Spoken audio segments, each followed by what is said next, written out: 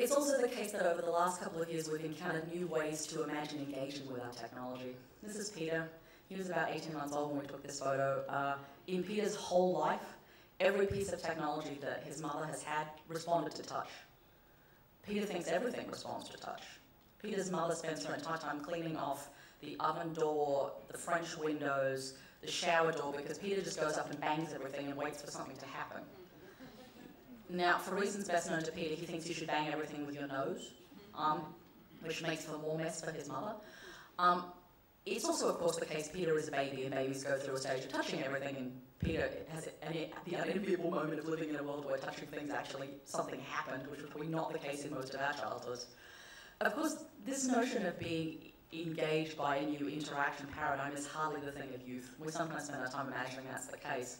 But I'm willing to bet there's a whole lot of us in this room who stood in front of an automatic bank machine, banging on the glass, and being deeply frustrated when nothing happens, because it turns out automatic bank machines are terribly badly designed. The buttons never line up to the screen.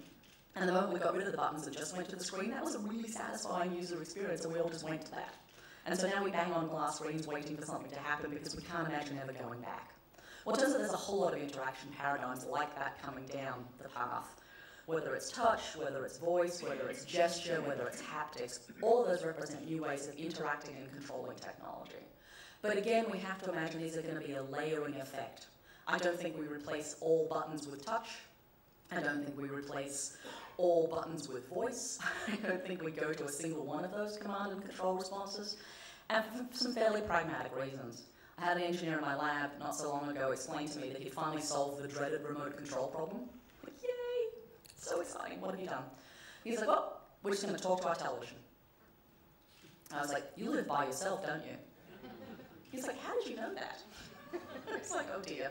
Because you have no notion that in fact you're going to have to communicate with someone else. It's all very well and good to teach a machine to respond to voice, but then you're going to have to teach it whose voice it should listen to most.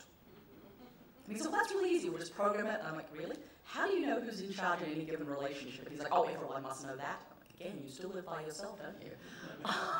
And the sort of notion of how it is we're going to teach objects to recognize social power is an interesting challenge here, and it's for me why I suspect we're going to have a layering effect.